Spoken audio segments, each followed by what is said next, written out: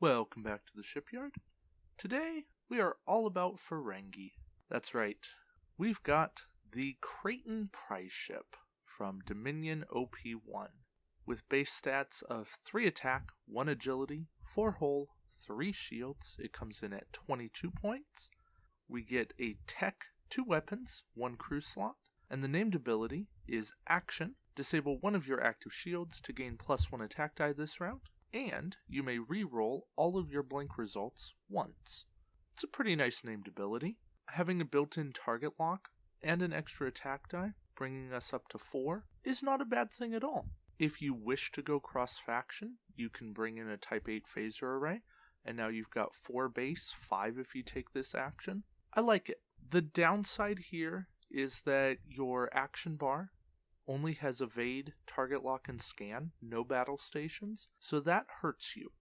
But the nice thing is that this action does not say primary weapon, so it has a lot of synergy with all of the really nice secondary weapons, and by all I really mean Ferengi missile launchers. And that is a cool thing. Now you can bring in Dinatra on a friendly ship and get 4 and 3, plus a reroll, probably on that 4 shot. And there's a lot of other things you can do to really enhance your quality and your quantity of dice when you're firing with this ship.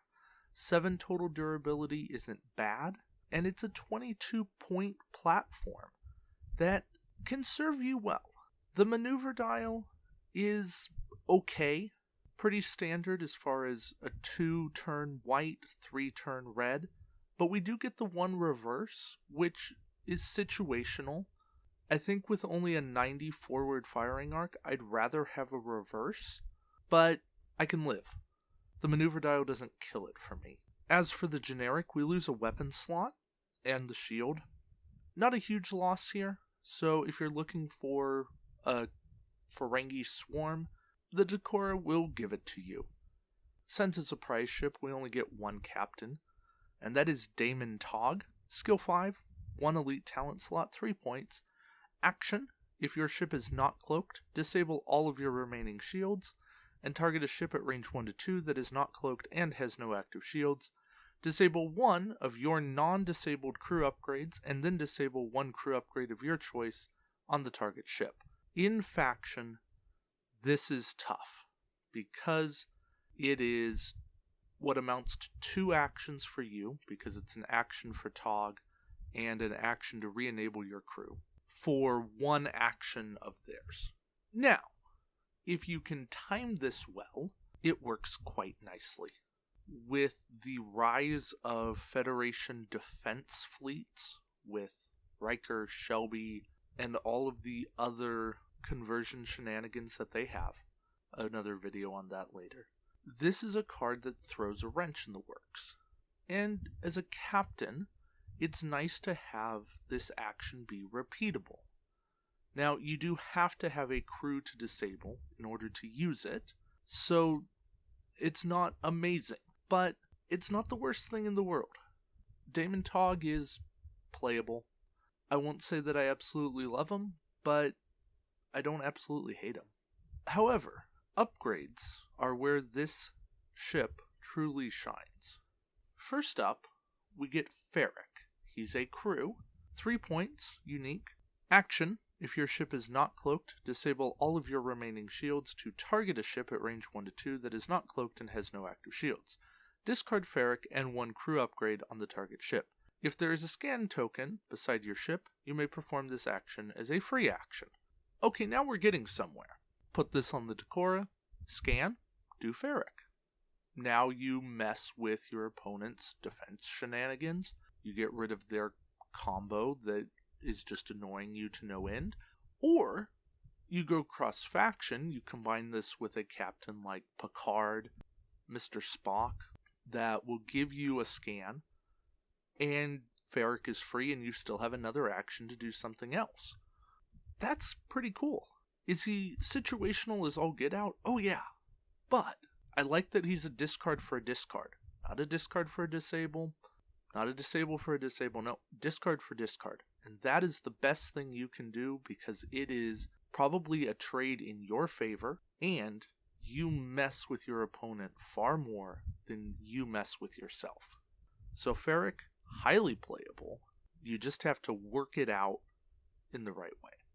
Next up, we get a weapon, missile launchers, 3 points, 2 attack dice, range 1 to 2. Attack, disable this card, make 2 attacks against enemy ship or ships in your forward firing arc, meaning you can attack the same ship twice or 2 different ships, but it's 2 total attack. Roll 2 attack dice for each of these attacks. Any critical results that would damage an opponent's ship inflict critical damage to that ship's hull instead.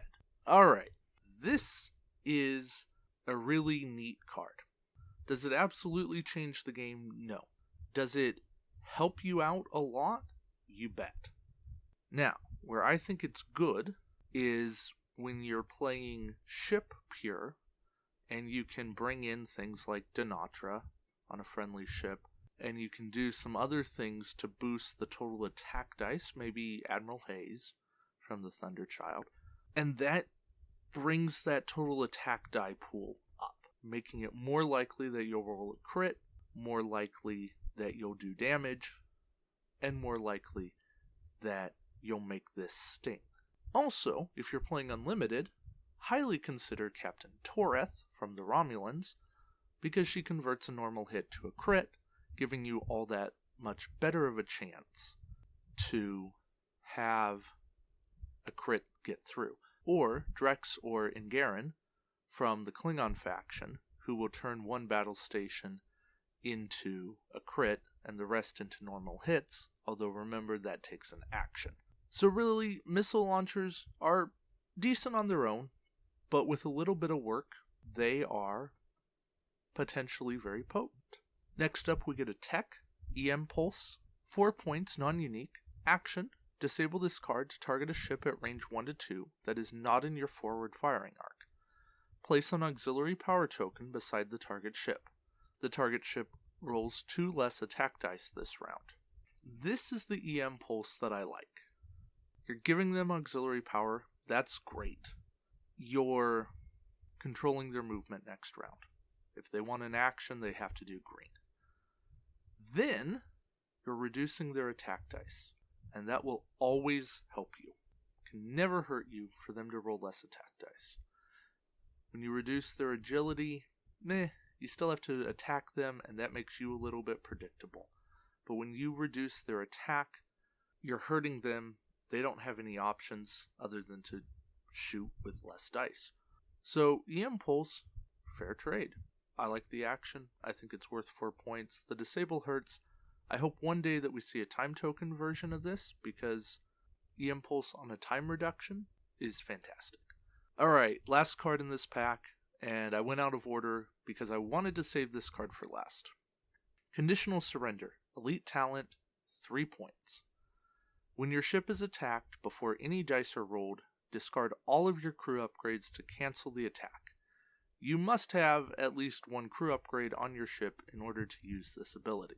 In faction, this card is perfectly fine. Use the card, discard your crew, nobody gets hurt. Unlimited play, this card borders on broken, and that is because of Weyoun 6 and Sopek. When you can pick up your crew, or not discard your crew, and have this effect still go through, you are negating 1 attack every single round.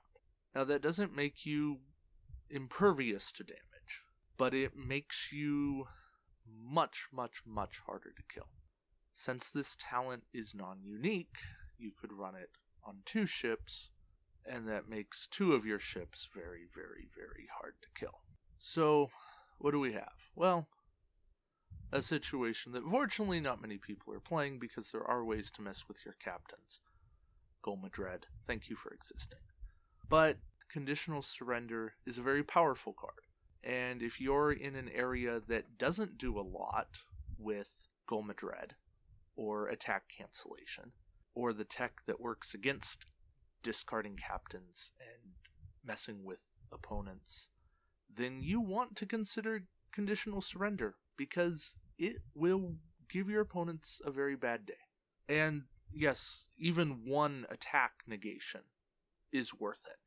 Even if you don't use it with Sopek or Wayu.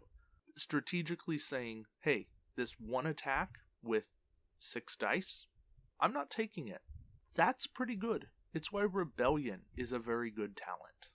And that only reduces the total dice. Conditional Surrender says, nope, no dice. So, Conditional Surrender, highly playable, very worthwhile card. Don't think that it's absolutely broken, but it could have won the World Championship. It didn't because nobody played it. Some people had the tech against it. It would have created a very interesting rock, paper, scissors. And that's the cool place we're in this game, is that we're in a rock, paper, scissors place. But that's off topic. Alright, the Krayton overall. It's an expensive prize ship. Most of the cards are reprinted in the Kreacha. Conditional Surrender, Farek, and Daimon Tog are not, nor is the named Krayton.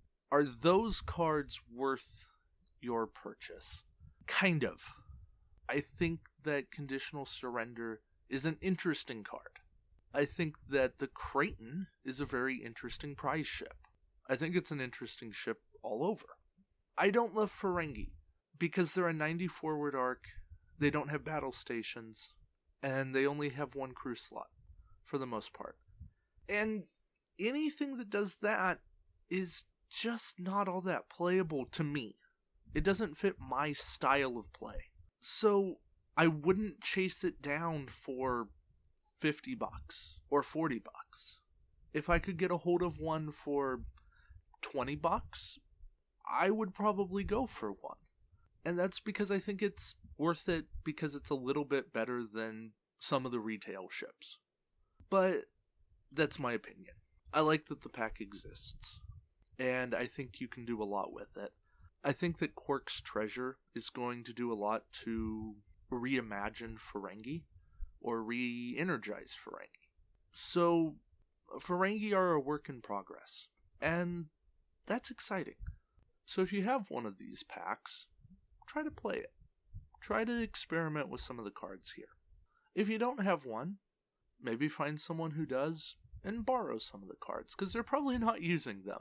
And if you really want to buy one, then be on the lookout for them, but don't spend exorbitant amounts of money for it. I like the Krayton.